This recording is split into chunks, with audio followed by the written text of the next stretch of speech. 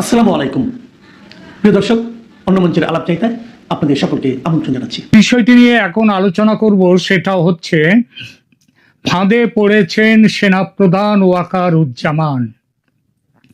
আর দু নৌকায় পা রেখে চলার অভিনয় করে পার পাওয়া যাবে না। এখন নিজেকে বাঁচাতে একটা পথ তাকে নিতেই হবে। বাংলাদেশের রাজনীতিতে ঝড় উঠেছে গত বছর জুলাই থেকে। কোটা বিরোধী আন্দোলন কিভাবে আন্তর্জাতিক শক্তির ষড়যন্ত্রে শেখ হাসিনার উৎখাত আন্দোলনে পরিণত হয়েছিল, সেই আলোচনা এখন অপ্রয়োজনীয়। কারণ বাংলাদেশ শুধু নয়, বিশ্বব্যাপী মানুষ জেনে গেছে শেখ হাসিনার সরকারকে কারা ফেলেছে ও কেন ফেলেছে, এবং তারপর থেকে ঝড় থেমে যাওয়ার পরিবর্তে আরো বেড়েছে।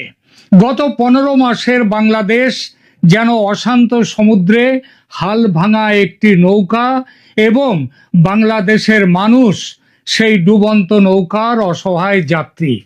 এরই মধ্যে কথা চলছিল নির্বাচনের, গণতন্ত্রের পথে ফিরে আসার রোড ম্যাপের আশায় মানুষ শান্তির শ্বাস নেবে যখন আশা করছিল, তখন আরেকটি ঘটনা এসে দেশকে আরো লণ্ডভণ্ড করে দিল। এবারে ঝড় হাসিনা পরবর্তী গত 15 বছরের মধ্যে প্রবলতম। একে ঝড় বললে কম বলা হয়, বলতে হয় সাইক্লোন কিংবা সুনামি। অন্তর্বর্তী সরকারের যুদ্ধংদেহী অন্তর্বর্তী সরকার যে বর্তমানে, তারা যুদ্ধংদেহী বলে মুখোমুখি এসে চ্যালেঞ্জ ছুড়ে দিয়েছে দেশের সেনাবাহিনীর দিকে। কিভাবে চ্যালেঞ্জ সেটা জানেন আপনারা? তাহলেও একবার ছোট্ট করে বলে নিই। গত 8 অক্টোবর আন্তর্জাতিক অপরাধ ট্রাইব্যুনাল একটি ভয়ানক বিতর্কিত সিদ্ধান্ত নিয়েছে। ট্রাইব্যুনাল প্রাক্তন প্রধানমন্ত্রী শেখ হাসিনা সহ 30 জনের বিরুদ্ধে গ্রেপ্তারি পরোয়ানা জারি করেছে। এর মধ্যে 24 কিংবা কমপক্ষে 24 জন হচ্ছেন বর্তমান ও প্রাক্তন সেনা অফিসার, যাদের বিরুদ্ধে জোরপূর্বক গুম এবং মানবতা বিরোধী অপরাধের অভিযোগ আনা হয়েছে। ট্রাইব্যুনালের আদেশ অনুযায়ী এই অভিযুক্তদের 22 অক্টোবরের মধ্যে গ্রেপ্তার করে আদালতে হাজির করতে হবে এই নির্দেশের পর বাংলাদেশ সেনাবাহিনী 14 জন অফিসারকে সামরিক হেফাজতে নিয়েছে। একজন অফিসার গোপনে দেশ ছেড়ে ভারতে পালিয়ে গেছেন বলে খবর পাওয়া যাচ্ছে, এবং প্রাপ্ত খবর অনুযায়ী 10 জন আগে থেকেই ভারতে আশ্রয় নিয়ে আছেন। এই গ্রেপ্তারি পরোয়ানার ফলে সেনাবাহিনীর মধ্যে গভীর বিভাজন তৈরি হয়েছে। 9 অক্টোবর অনুষ্ঠিত অফিসারদের সভায় দুটি পৃথক শিবির স্পষ্ট হয়ে উঠেছে। একদল ট্রাইব্যুনালের বিচার সম্পর্কিত সিদ্ধান্তের পক্ষে, অন্য দল বিপক্ষে। মেজর জেনারেল হাকিমুজ্জামান স্বীকার করেছেন যে এই গ্রেপ্তারি পরোয়ানা সেনাবাহিনীর মনোবলে প্রভাব ফেলেছে। তিনি বলেছেন, আমি অস্বীকার করতে পারি না যে সামরিক অফিসারদের বিরুদ্ধে গ্রেপ্তারি পরোয়ানা আমাদের প্রভাবিত করছে। এটা আমি অস্বীকার করতে পারি না, তবে আমরা ন্যায় বিচার নিশ্চিত করতে অবিচল থাকব। অর্থাৎ তাদের ঘা লাগলেও, তাদের উপরে আঘাত এলেও তিনি যে অপরাধ ট্রাইব্যুনালে বিচারের পক্ষে, সেটা কিন্তু তার এই কথা দিয়ে বুঝিয়ে দিলেন। এই ঘটনা প্রবাহ সেনাপ্রধান ওয়াকারুজ্জামান একটা অভূতপূর্ব চাপের মুখে যে পড়েছেন, সেটা বলা বাহুল্য। গত আগস্ট মাস থেকে তিনি চেষ্টা করে যাচ্ছেন যাতে সেনা অফিসারদের বিচার ট্রাইব্যুনালে না হয়ে সামরিক আদালতে হয়। তার জন্য এই ব্যাপারে তিনি আলাদা আলাদাভাবে কথা বলেছেন সুপ্রিম কোর্টের প্রধান বিচারপতি, সরকারের প্রধান উপদেষ্টা এবং দেশের রাষ্ট্রপতির সঙ্গে। তার চেষ্টা যে ব্যর্থ হয়েছে সেটা এখন স্পষ্ট। জেনারেল জামানের সেই চেষ্টা যে শুধু তার সহকর্মীদের বিপদ থেকে বাঁচাতে তা নয়, তিনি জানতেন জাল যেভাবে ফেলা হয়েছে এবং যেভাবে টানা হচ্ছে, তাতে তার মতো বড় মাছ ছাড়া পাবে না, ছাড়া পেতে পারে না। বিশেষত তিনি যখন শেখ হাসিনার মনোনীত সেনাপ্রধান, তার বিরুদ্ধে আরো অভিযোগ 5 আগস্টে তার বাহিনী আন্দোলনকারীদের ওপর গুলি চালাতে অস্বীকার করেছিল বটে, কিন্তু সেটা ওই 5 আগস্টের দিন। তার আগে 3 তারিখ 4 তারিখ তাদের জমায়েত, তাদের উপরে কিন্তু গুলি চলেছে এবং মানুষও মারা গেছে। সুতরাং পুলিশের মহানির্দেশকের বিরুদ্ধে যদি গুলি চালানোর অভিযোগে, মানুষ মারার অভিযোগে তার বিরুদ্ধে গ্রেপ্তারি পরোয়ানা জারি হতে পারে, তাহলে আহ, আহ, তাহলে সেনাপ্রধান ওয়াকারুজ্জামান ছাড়া পাবেন কি করে? এবং তার তো আরো অপরাধ আছে। সবচেয়ে বড় অপরাধ, প্রধানমন্ত্রীকে দেশ ছেড়ে ভারতে আশ্রয় নেওয়ার ঘটনায় তার ভূমিকা। তিনি পরবর্তী সময়ে, সেদিনই বিকালে তিনি ভান করেছিলেন যেন শেখ হাসিনার দেশ ছাড়ার বিষয়টি তিনি জানতেন না। কেন এই ভানটা করেছিলেন? কারণ তার ভয় ছিল যে এটা জানলে জামায়াত খুব রেগে যাবে। কারণ তিনি তো জামায়াতের সঙ্গেই ছিলেন, জামায়াতের সঙ্গেই আছেন। আর এটাও জানতেন যে জামায়াত তাদের নেতাদের মৃত্যুদণ্ডের বদলা নিতে হাসিনাকে হত্যা করবে।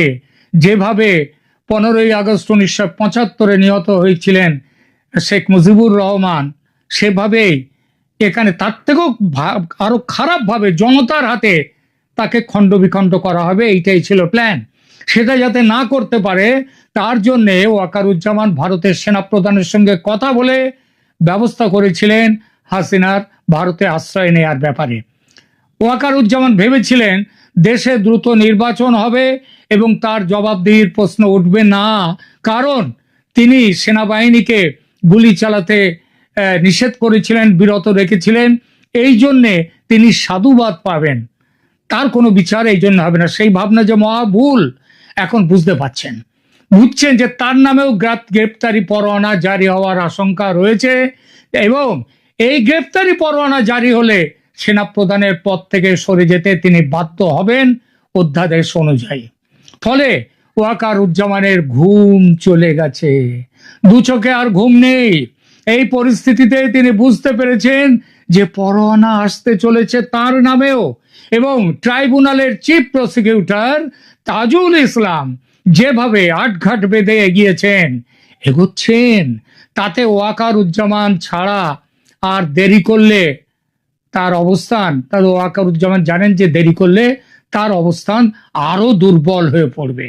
তাজুল ইসলাম যে এমন একটা দিকে যেতে পারেন সেটা বুঝতে পারছিলেন না ওয়াকারুজ্জামান, এমন নয়। এই জন্যই এই সরকারের বদলে নির্বাচিত সরকারের জন্য উতলা হয়ে উঠেছিলেন তিনি। কারণ এই সরকারে তো কোনো আইন কানুন নেই, যেভাবে সরকার চলছে এখানে তো আইনের শাসন নেই, সংবিধানের বিধান নেই। সুতরাং তিনি ভেবেছিলেন এই সরকার চলে গিয়ে যত তাড়াতাড়ি নির্বাচিত সরকার আসে ততই তিনি তার সুবিধা, এবং তাকে কেউ প্রশ্ন করতে পারবে না। গত বছর সেপ্টেম্বরে যেদিন জাতিসংঘের সাধারণ সভায় যোগ দিতে ইউনূস বিমান ধরেছিলেন, গত বছর সেপ্টেম্বরে 24-এ, সেদিন ওয়াকারুজ্জামান সংবাদ সংস্থা রয়টার্সকে দেয়া এক সাক্ষাৎকারে নির্বাচনের কথা বলেছিলেন, দ্রুত নির্বাচনের কথা।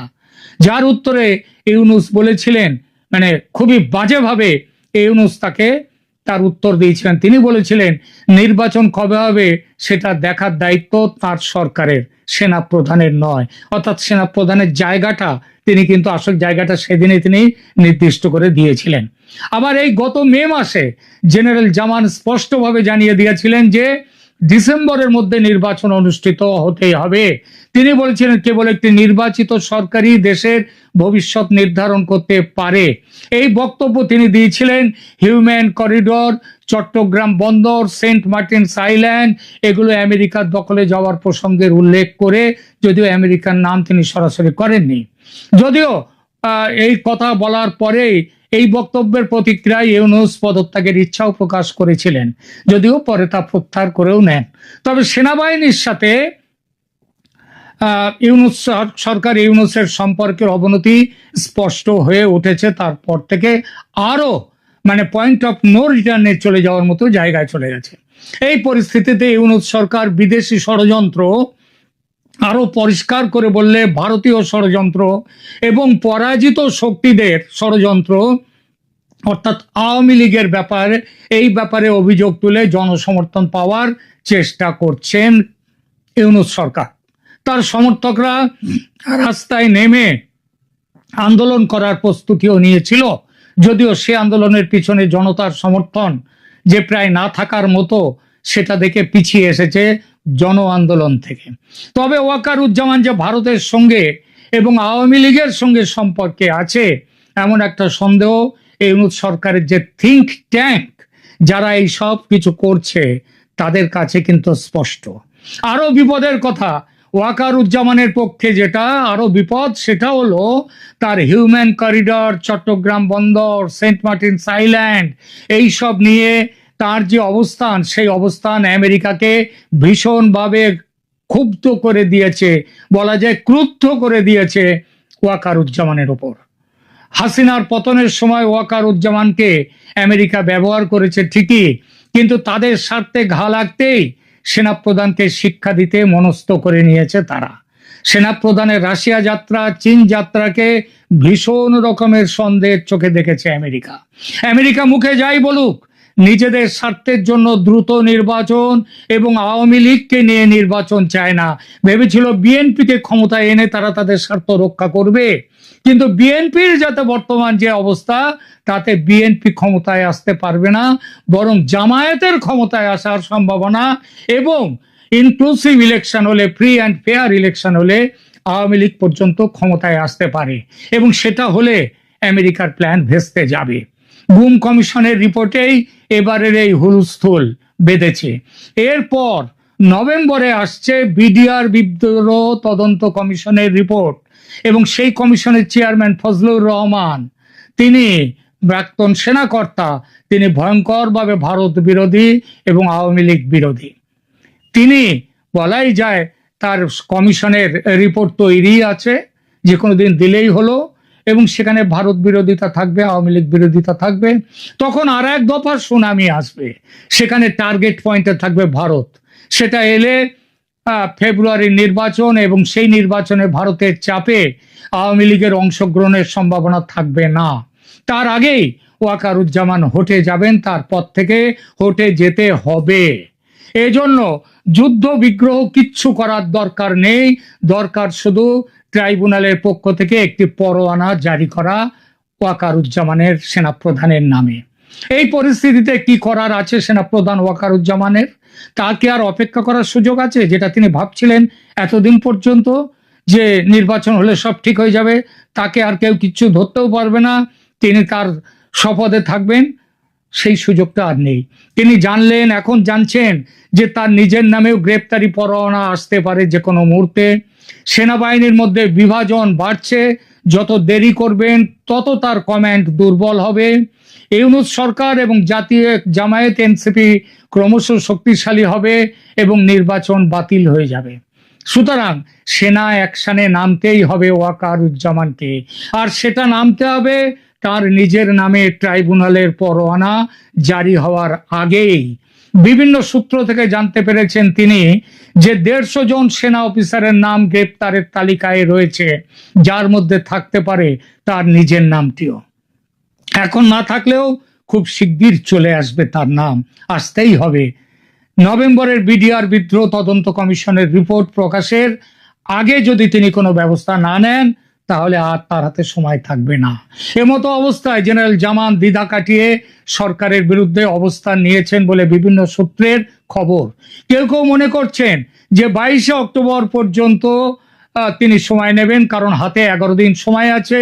ওই দিন সেনা অফিসারদের গ্রেপ্তার করে আদালতে তোলার কথা। ওই দিন কি হয় আদালতে সেটা দেখে পরবর্তী করণীয় কি সেই সিদ্ধান্ত নেবেন ওয়াকারুজ্জামান।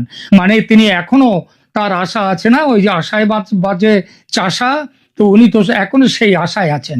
কিন্তু অনেক বিশ্লেষক মনে করেন যে সেনাবাহিনী আর অপেক্ষা করবে না এবং ওয়াকারুজ্জামানও আর অপেক্ষা করবেন না, কারণ যত দেরি হবে ওয়াকারুজ্জামানের অবস্থান তত দুর্বল হবে। এই মুহূর্তে সেনাবাহিনীর মধ্যে তার নিজের গোষ্ঠীর সঙ্গে আওয়ামী লীগপন্থী ও ভারতপন্থীদের পাবেন তিনি, দেরি করলে সেটা নাও পেতে পারেন। তখন যত দেরি করবেন পাকিস্তানপন্থী গোষ্ঠীতে, তত সেখানে তারা শক্তিশালী হবে। এই সংকটের মধ্যে জেনারেল জামান ভারত সফর বাতিল করেছেন। তিনি নয়াদিল্লিতে অনুষ্ঠিত হতে যাওয়া সন্ত্রাস বিরোধী সম্মেলন এবং জাতিসংঘের শান্তিরক্ষা বাহিনীর প্রধানদের সম্মেলনে যোগ দেবেন না। পরিবর্তে তিনি ভেবেছিলেন সৌদি আরব সফর করে অন্য কিছু করার একটা পরিকল্পনা, যদিও সেটিও বাতিল হওয়ার মুখে। বর্তমান অবস্থা বিবেচনা করলে বলা যায় যে আগামী সপ্তাহে, অর্থাৎ 12 তারিখে যে নতুন সপ্তাহ শুরু হচ্ছে সেখান থেকে 18 থেকে 19 তারিখ পর্যন্ত এই সপ্তাহে নিষ্পত্তিমূলক কিছু ঘটতে পারে, বড় কিছু ঘটতে পারে বাংলাদেশে। সেনাপ্রধান জামান জানেন যে এই মুহূর্তে তার 3টি বিকল্প রয়েছে: 1, সরকারের বিরুদ্ধে সরাসরি পদক্ষেপ নেওয়া; 2, নির্বাচনের জন্য চূড়ান্ত চাপ প্রয়োগ করেও যখন কাজ হলো না তখন নির্বাচনের কথা না ভেবে সম্মুখ সমরে নেমে যাওয়া; এবং তৃতীয়ত, নিজের অবস্থান রক্ষার জন্য যত রকম ভাবে কৌশলগত পদক্ষেপ গ্রহণ করা যায় সেগুলো নেয়া। যুদ্ধে দ্রুত এবং সঠিক সিদ্ধান্ত না নিলে, সঠিক সময়ে সঠিক সিদ্ধান্ত না নিলে পরাজয় অনিবার্য হয়।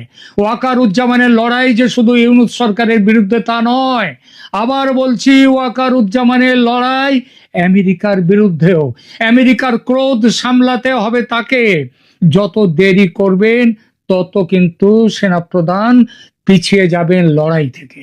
এখানেই রাখছি আপাতত। ধন্যবাদ।